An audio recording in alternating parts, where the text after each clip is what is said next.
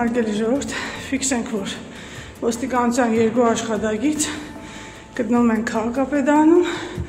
Գյումրու քաղաքապետի աշխատասենյակի մուտքը միանգամից երկու ոստիկան է հսկում, ներսում քննչական գործողություններ են։ Վարդան Ղուկասյանի պարտականությունները կատարում է փոխքաղաքապետ Ավետիս Առաքելյանը։ Պարոն Ղուկասյան, հանգիստ եղեք, ամեն ինչ լավ է։ Գյումրու քաղաքապետ Վարդան Ղուկասյանը կալանավորվել է 2 ամսով, նրա պաշտոնավարումը որպես քաղաքապետ կասեցվել է, հակակոռուպցիոն կոմիտեն Ղուկասյանին ու եւս 7 հոգու մեղադրում է 4 միլիոն դրամ կաշառք վերցնելու համար։ Ղուկասյանը մեղադրանքը չի ընդունում։ Մենք գործ ունենք ակնհայտ պատվիրված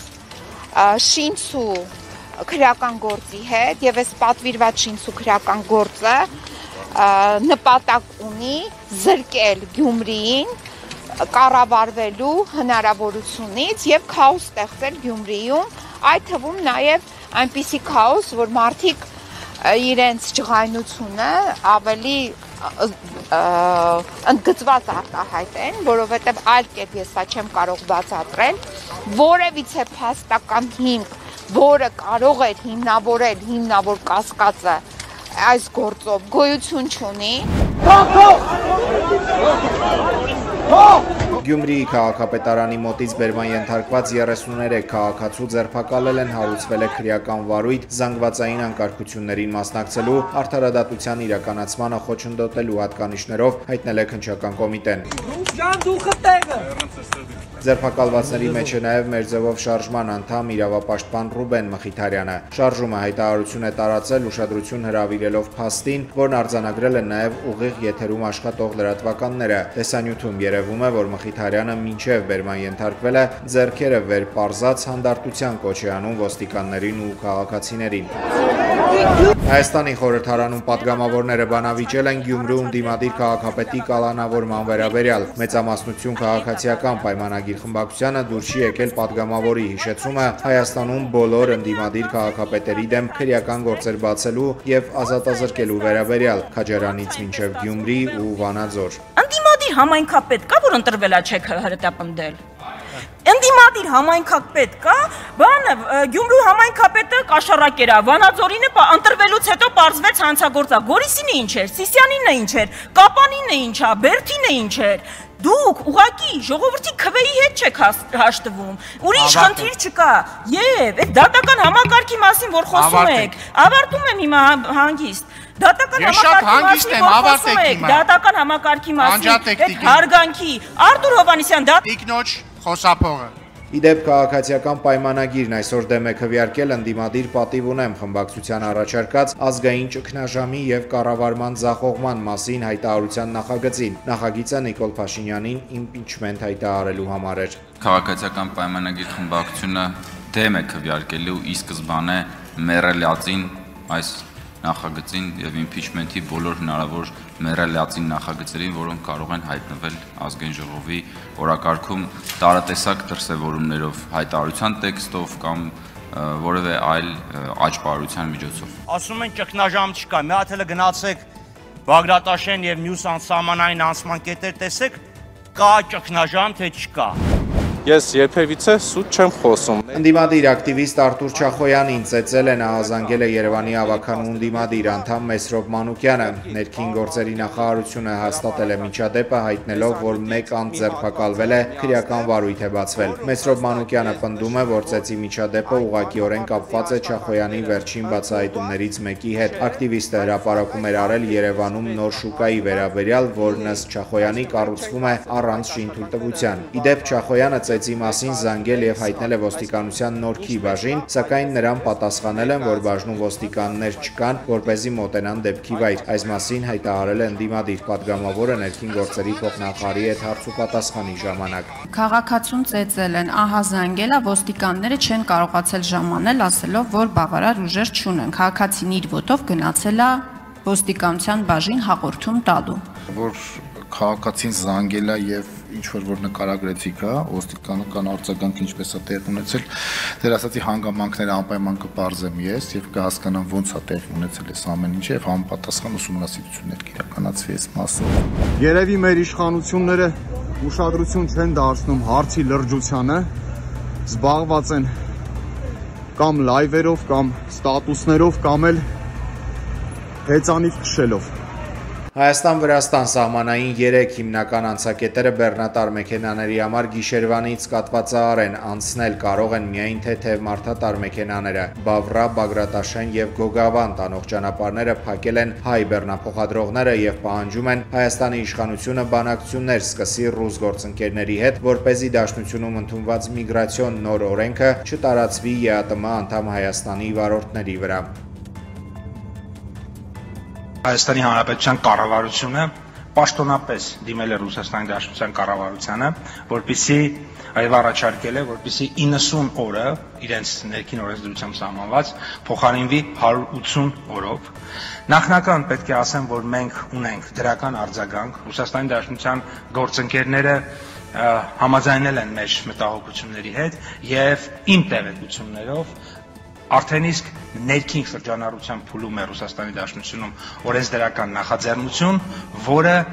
հենց այդ խնդրի լուծմանն է միտված։ Ադրբեջանի տարածքով դեպի Հայաստան բեռնափոխադրումների արգելքը վերացվել է, ասել է Ադրբեջանի նախագահ Իլհամ Ալիևը Ղազախստանում եւ նշել, որ նման մի բեռ ղազախական հացահատիկ արդեն Հայաստան է ուղարկվել Ադրբեջանի տարածքով։ Ղազախական ծորենի մասին Ալիևի խոսքը պարզաբանել է Հայաստանի էկոնոմիկայի նախարարը, հայտարարելով, որ շուտով Ակտա ու Բաքու, այնուհետև ադրբեջանական ու վրացական երկաթգծով Հայաստան կմտնի ղազախական ծորենի առաջին խմբականակը։ Ալիևի հայտարարությունը ողջունում է Հայաստանի Հանրապետությունը, հայտարարել է վարչապետ Փաշինյանի մամուլի խոսնակը։ Նազելի Բաղդասարյանի կարծիքով այս քայլը կարևոր նշանակություն ունի տարածաշրջանային հաղորդակցությունների բացման, փոխվստահության ամրապնդման եւ Հայաստանի ու Ադրբեջանի միջև հաստատված խաղաղության ինստիտուցիոնալացման համար։ Ալիևը նաեւ ասել է, որ այսպես կոչված Զանգեզուրի միջանցքի բացումը կարող է տեղի ունենալ մինչև 2028 թվականի վերջ, եթե մյուս երկրներում նույնպես շինարարությունը ընթանա նույն արագությամբ, ինչ Ադրբեջանում։ Ժնևում հանդիպել են Հայաստանի եւ Ադրբեջանի խորհրդարանների ղեկավարները, Ալեն Սիմոնյանի եւ Սաիբա Գաֆարովայի հետ է եղել նաեւ միջխորհրդարանական միության գլխավոր քարտուղար Մարտին Չունգոնգը։ Այս օրերին Ժնևում ընթանում է միջխորհրդարանական միության 151-րդ վեաժողովը։ Կարգալույծ է հռչակվել Տեր Արամ Քահանա Ասատրյանը։ Նա հրապարական ելույթներով ու հայտարարություններով վարկաբեկել է հայ եկեղեցին, թեմակալ առաջնորդին եւ ծառայակից եկեղեցականներին։ Վերջին մեկ ամսվա ընթացքում պատարակներին կամայականորեն զեղչել է ամենայն հայոց կաթողիկոսի եւ թեմակալ առաջնորդի անունների հիշատակության հատվածը, այդ քայլով ըստ էության իրեն դուրս դնելով եկեղեցուց։ Նշվում է Մայրաթորի հայտարարությունում Տեր Արամը առաջին գործող հոգեվորականն էր, որ միացել էր Նիկոլ Փաշինյանի սկսած հակաեկեղեցական արշավին եւ հայտարարել է, որ իրեն հարկադրել են մասնակցել ընդդիմության ցույցերին։ Այդ հայտարարության հիմքով ոստիկանություն հանցագործության մասին հաղորդում էր ներկայացրել Դանիել Իոնիսյանը, ինչից հետո կալանավորվել են Արագածոտնի թեմի առաջնորդն ու մի քահանա։ Սիրելի հայրենակիցներ, վստահաբար տեղյակ եք։ Հայաստանում պարտադիր զինվորական ծառայության ժամկետը կրճատելու մասին օրենքը ուժի մեջ կմտնի ավելի շուտ 2026 թվականի հունվարի 1-ից, հայտարարել է Հայաստանի վարչապետը։ Նիկոլ Փաշինյանը սակայն չի պարզաբանել, թե ինչու է փոխվել օրենքի կիրառման ժամկետը։ Սկզբանե նախատեսված էր, որ այս կարգավորումը ուժի մեջ մտնի 2026 թվականի ամառային զորակոչից, բայց այսօր քննարկում եմ ունեցել Պաշտպանության նախարարի հետ, նախորդող շրջանում խորհրդարանական գործընկերների հետ եւ որոշել ենք, որ օրենքը ավելի շուտ ուժի մեջ մտնի 2026 թվականի հունվարի 1-ից։ Անհապաղ դադարեցրեք հայոց ցեղասպանության հուշարձանի վերականգնման աշխատանքները, ստեղծեք նոր մասնագիտական խումբ, պահանջագիր են հրապարակել Հայաստանի ճարտարապետների պալատի 172 անդամները։ Հայտարարության տեքստում նրանք հայոց ցեղասպանության թանգարան ինստիտուտին եւ ԿԳՄՍ նախարարությանը հորդորում են պատվիրել նոր նախագիծ հայոց ցեղասպանության հուշարձանի վերականգնման համար, որը կներառի լուծումներ վնասված 3 մույթերի վերականգնման համար եւ առանձին նախագիծ պահպանված պատմական 9 մույթերի համար։ Ֆրանսիայի նախկին նախագահ Նիկոլա Սարկոզին կնոջ եւ ընտանիքի մյուս անդամների ուղեկցությամբ եկել է Փարիզ 5 տարվա ազատազրկման պատիժը կրելու։ Նրան իրավապահներն ուղեկցել են մենախոց։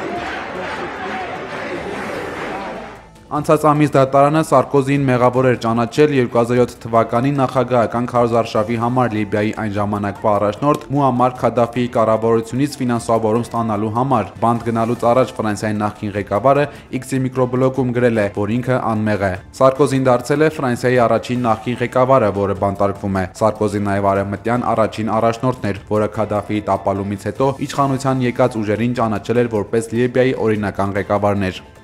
Թրամփ-Պուտին հնարավոր հանդիպումը հեռախոսով քննարկել են Ռուսաստանի արտգործնախարարն ու ԱՄՆ պետքարտուղարը։ Լավրովն ու Ռուբիոն կառուցողական քննարկում են ունեցել, հայտնել է ռուսական կողմը։ Պուտին-Թրամփ հանդիպումը պլանավորվում է Հունգարիայում հոկտեմբերի վերջ։ Գլխավոր հարցերից մեկն այն է, թե եվրոպական որ երկրների վրայով պետք է թռչի Պուտինի օդանավը, քանի որ Դաշնության առաջնորդի տեղաշարժը Եվրամիության օդային տարածքում արգելված է։ Այսօր հայտնի է դարձել, որ Բուլղարիան պատրաստ է իր օդային դարպասները բացել ռուսական համար 1 օդանավի համար։ Կրեմլը հայտնել է, որ Ռուսաստան-ԱՄՆ գագաթնաժողովը պահանջում է լուրջ պատրաստություն, ինչի համար անհրաժեշտ է ժամանակ, ուստի հանդիպման կոնկրետ ամսաթվեր դեռ չեն կարող հայտարարել։ Պուտինի խոսնակ Պեսկովը նշել է, որ ռուս-ամերիկյան գագաթնաժողովին Եվրամիության որևէ երկրի մասնակցության մասին խոսելը դեռ շատ վաղ է։ Եվրամիության արտաքին քաղաքականության ղեկավար Կայա Կալասը հայտարարել է Ռուսաստանի դեմ հատուկ դատարան ստեղծելու մասին։ Այդ նախաձեռնությանը միացել է Եվրաընտանիքի անդամ պետություններից 25-ը, դեմ են Հունգարիան եւ Սլովակիան։ Դատարանը պետք է քննի Մոսկվայի ագրեսիվ գործողությունները։ Հատուկ դատարանի ստեղծման համար 10 միլիոն եվրո կտրամադրվի։ Անդրադառնալով Պուտինի Հունգարիա հնարավոր այցին, Եվրապաշտոնյան հայտարարել է, թե տհաճ է տեսնել մի մարդու այցը եվրոպական երկիր, որին ձերբակալելու հրաման է տվել միջազգային քրեական դատարանը։ Ըստ նրա, ԱՄՆ-ն ունի Ռուսաստանին ճնշելու բազմաթիվ հնարավորություններ եւ գերազանց կլինի, եթե նա օգտագործի այդ հնարավորությունները։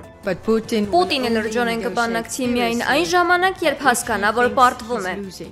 Այս ամենին զուգահեռ Ռուսաստանը կարծում է, որ եվրոպական երկրները իր դեմ պատերազմի են պատրաստվում։ Դաշնության արտաքին հետախուզության ծառայության տնօրեն Սերգեյ Նարիշկինը հայտարարել է, որ եվրոպական ռազմական արդյունաբերությունը սկսել է մի քանի անգամ մեծացնել իր արտադրության ծավալները։ Կանոնավոր կերպով իրականացվում են մոբիլիզացիոն վարժանքներ, իսկ բնակչությանը շարունակաբար քարոզում են, որ Մոսկվայից անպայման հարձակում է լինելու։ Ըստ Նարիշկինի, Բրիտանիան եւ Եվրամիության առաջատար երկրները Ռուսաստանի դեմ օգտագործում են բոլոր հնարավոր միջոցները, նույնիսկ ահաբեկչական գործողություններ։ Չինաստանի Հունան նահանգում անօդաչուների լուսային շոուն Գինեսի կրկնակի ռեկորդ է սահմանել։ Առաջին ռեկորդն այն է, որ մի կենտրոնից կառավարվել է միաժամանակ մոտ 16000 դրոն, իսկ երկրորդը 7500-ին մոտ դրոնների մասնակցությամբ պիրոտեխնիկական ներկայացում է տեղի ունեցել։ Դրոնները երկնքում ձևավորել են լուսային հսկայական պատկերներ, երկրագունդ, ծաղկող ծաղիկներ եւ կյանքի ծառ, որի ճյուղերը վերածվել են ոսկեգույն հրավառությունների եւ հանդիսատեսին հիշեցրել հալված մետաղի ջրվեժներ։ Դրոնների աննախադեպ շոուն անվանել են երկնային բալետ։